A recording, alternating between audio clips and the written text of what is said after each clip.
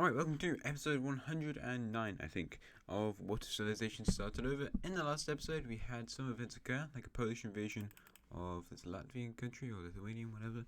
That one, and you guys invaded Odisha, the Gangetic country. China started to fall apart with 5 more countries regaining their independence. And there's probably some more conflicts somewhere. I don't really know where though, so it's probably not that important. Anyway, towards the end of the last episode though, Hijaz developed an all-new ideology, which was the ideology of fascism, which is not present anywhere else in the world apart from Hijaz. However, as we all know, because we're people of this world, fascism's pretty bad, and Hijaz is going to be using their fascist ideology to go invade some places. If we look at the religion map, we can see there are a few areas of Hijaz religion in this pinkish country right here. Now, are there that many? No, not really at all. However, for Hijaz, it's good enough justification to invade them, and also they used to own this land like 1,000 years ago, so that's good enough for these guys. And for that reason, we see Hijazi troops move over the border right over here in this area. So they start to push around these areas. I'm not going to keep using this brush, I just thought it'd be kind of cool to do it on a smaller scale. They move in lots of the areas where they can kind of cut across like this until they send the troops upwards to try and endanger this city. Hijaz is a lot stronger. As you can see, they have a lot more cities. Often the cities that have many cities around them are really wealthy, whilst this one has nothing around it, so it's not a very important city. As you can see in like Mesopotamia, they've got lots of suburb cities, or in your city or your city. This one's just kind of a wealthy area of the world, or like a Turkey or Bulgaria. Anyway, that's kind of like a thing that I did. But they start to move from this coastal area to try and chop them off from other resources from the other Mesopotamian countries who are going to send them supplies. How they managed to take the city and all of that stuff. And at this point, the ally over here in southern Sinai country is going to move over, especially in this region where there's lots of fighting going on, and they start to pressure this city. They are weaker than this country by like a significant amount. However, Hijaz is stronger. So they start to link up all their front lines into one pretty big front line all across this country as they start to spearhead now towards the Dead Sea. Anyway, we increase the brush sides. The second group is just going to go out and capture this city before encircling the random loaded desert, which they take without too much difficulty. They manage to take this city and they take over the entire Dead Sea, so that's nice, before chopping off the rest of the deserty area, leaving it really just to the major Levantine areas. The South Sinai country now moves military across towards this city, whilst these guys do some pretty good fighting over here in the central part of what's left. I managed to connect up to the coast, separating off both these areas until it's just the capital, which they managed to chop off from other supplies. They capture the Sea of Galilee, I think that's right, and they end the war, and that's it. We can go to a peace treaty now, but this country didn't last very long, and they're not very strong, and now they're not even a country. Alright, in his peace treaty, Hijaz annexes all of this, and the South Sinai country gets this little bit right over here, which does get them access to the Mediterranean Sea. That's pretty nice, but they get significantly less than the Hijaz country. However, this country might not be existing for that much longer. They're kind of just a puppet state, and because they're a puppet state, they're going to adopt the fascist. Oh, okay. Why is that color? Oh wait, no, I understand. They adopt the fascist ideology of Hijaz, so they turn to fascism, and so does the other Hijazi ally over here in the Middle East, in the Horn of Africa, in this weird-looking green country that has really weird borders.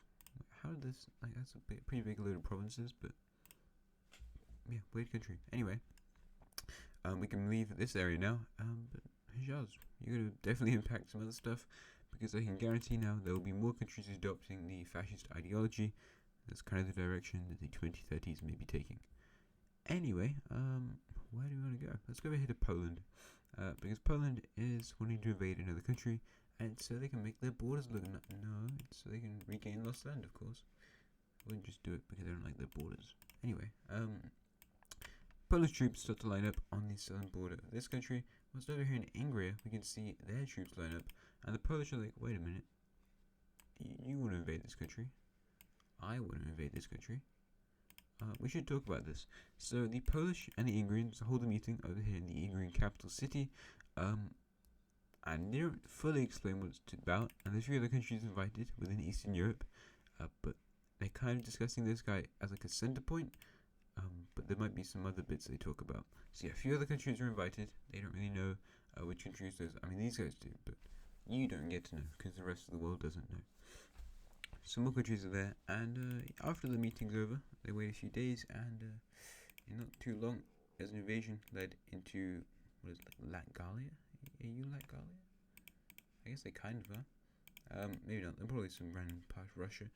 But this country, not very strong, don't have access to the coast, and Polish troops move over here in the south, capturing both of these major cities, and also random other stuff, before starting to move towards the capital city in the center of the nation. Also, they captured this bit.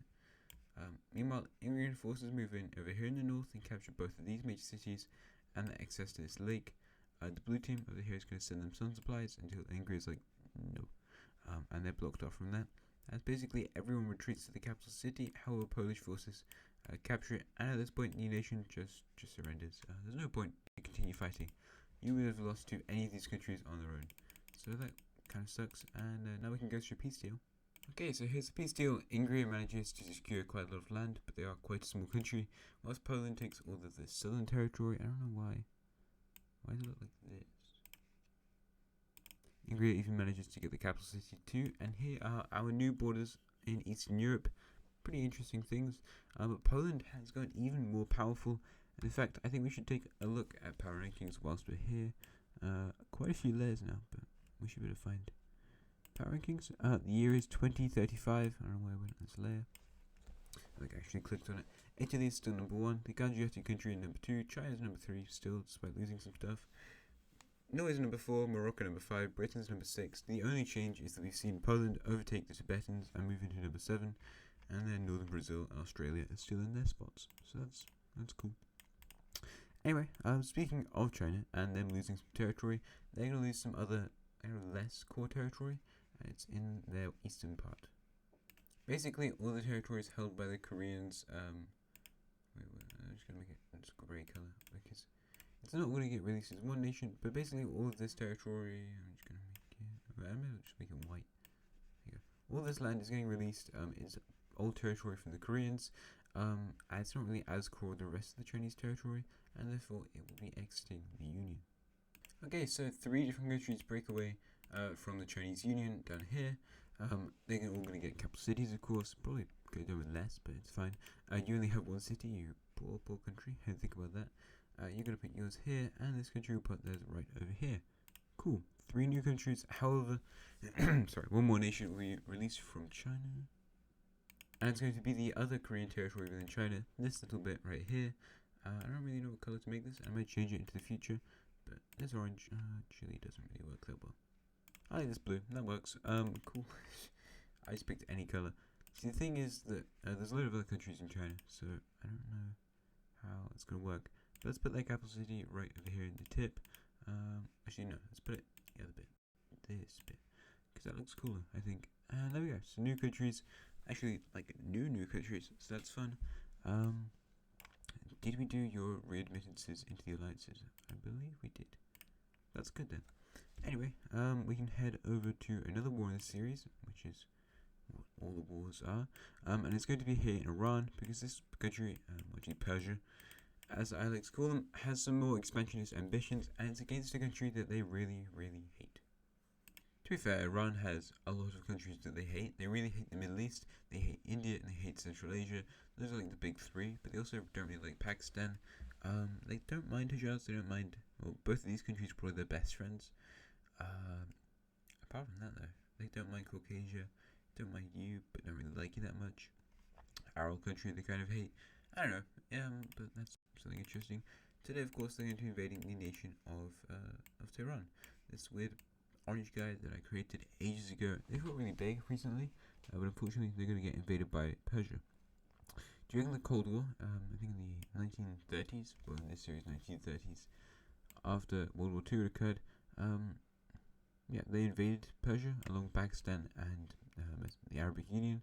However, Persia is going to now take their revenge. They invaded a few other countries around in this region. There's a green one here and a pink one here, and they invaded the Middle Eastern region during World War IV. And now they're going for a much bigger opponent, the Orange country, who would definitely do a lot better in this war. And we could probably see a couple of counteroffensives, especially over here in the west. Maybe in the east as well, where there's more people who really like this religion. But down here in the southern areas, there's lots of Persian immigrants and just people who've been left after wars. So they're gonna have some successes, and although the war takes a really long time to actually get through, and there's lots of counter-offensives and fighting and stuff, in a war, wow, that's crazy. Ultimately, the country is going to be pushed back to its last areas, kind of holding onto the coast just about. But at this point, they manage to lose access to the coast, and from here, they lose kind of the morale, and also access to a lot of their cities, which are taken one by one until the entire Tehrani country falls, and it's fully annexed into Iran. Just like that. The borders are strange, but it's what we've got. And Iran now looks a lot like their old Persian selves. I am using both names interchangeably for some reason. Very strange. But there you go. I quite like it. It's kind of cool. They're back, ish. Anyway, where do we want to go now? I'm not really sure. Actually, to be fair, I might just stick over here to Iran because we can go back to the ideology layer.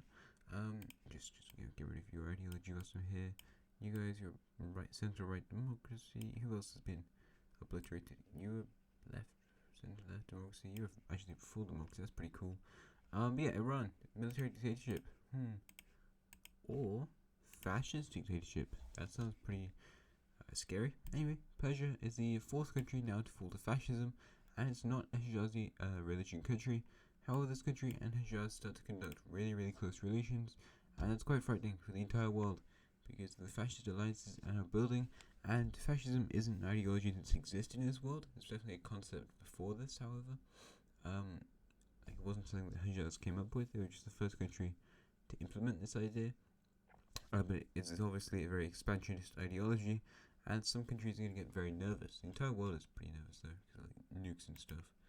I mean, there's quite a few nukes still lying around in the world, and we can probably look at these ones. Let's try and update this. Both countries had 2 nukes. Poland was the only one who invaded that country, so the Polish. Wait, what? Oh, it's font 26. So the Polish go up to 8, and then +1 from the war they just did with Latgalia, which is actually a region of Latvia. And then you guys get the other one because the other guys they split them there. That was quite nice. Why did I stutter so much? Over here, I don't think there's any nukes left. I'm just checking. China's just an absolute mess. But I don't think any of the new countries would take any nukes apart from you. You got 6 there. So that's pretty cool. Australia, bleh. Yeah, I guess we haven't had any more wars with nuclearized countries. So that's a shame. I thought we were going to do loads of stuff here, but no. To be honest, there's not a whole load left I need to do in this video, so I might just go over here to Italy for our last event of the episode, which is we're actually returning to the ideology layer, because the war, well, not the war, but the current era we've got at the moment is going to be heating up a lot as the Italian military dictatorship turns into a fascist one, just like what happened in Persia.